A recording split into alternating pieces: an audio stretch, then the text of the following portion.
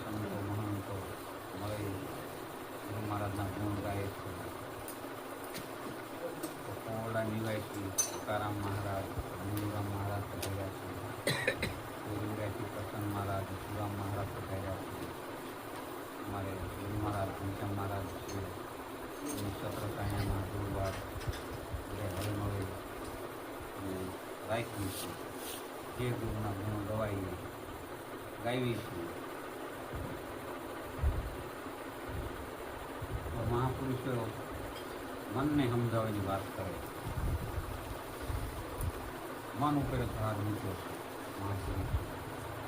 તનને કંઈ ખબર પડતી નથી, આત્માને કંઈ જરૂર નથી. એટલે આમાં મન ઉધામાં મારી રહ્યું છે. એને જ આ સપના ખીલે બાંધવાની વાત છે. જો અહીંયા બંધાઈ જાય ગુરુના ચરણમાં તો ઉધામાં ઓછા કરે. ગુરુ મહારાજ કે એમ ત્રિવેદીનો તાપ અત્યારે ક્યારેય કોઈ ઝીલી રહ્યો છે. આજી વ્યાજીનું કહી માણસ દોઢ ધામમાંથી નવરો રહેતો જ નથી. એટલા માટે ગુરુના ચરણમાં જાય ત્યાંથી શાંતિ મળે એવું છે. એટલા માટે જ આપણે ગુરુ મહારાજ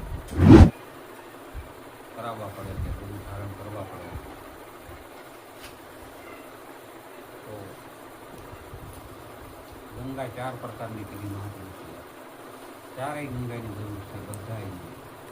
આ દેહ ધીરો હોય આપણે એ આપણી નાઇટ ગંગા કહેવાય.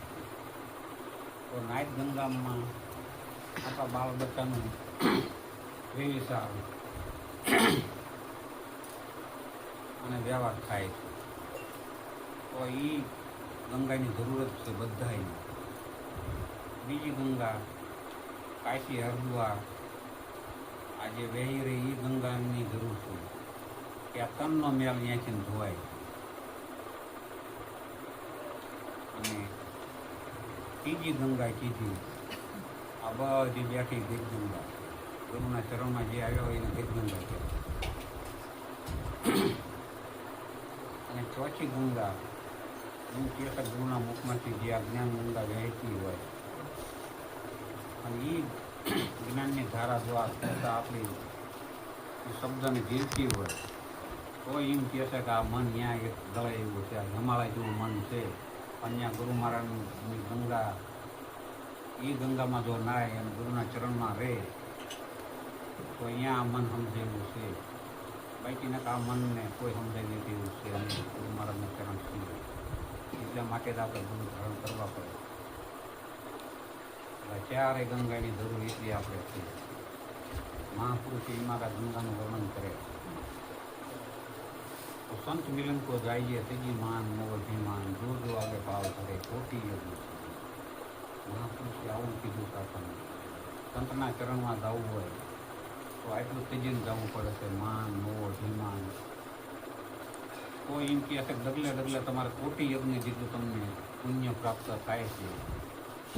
આવું મહાપુરુષો આપણને સમજાવે છે અને આવું આપણને સંતો કહે છે. તો એના શબ્દો આપણે લખી રાખી જેટલું સંભળાય તો સાંભળવું, સાંભળ્યા પછી એનું થોડુંક જે થાય મંથન કરવું. તો મંથન કરવી આપણને એમાંથી કંઈક સાર મળે અને એ પ્રમાણે આપણું જીવન હાલે.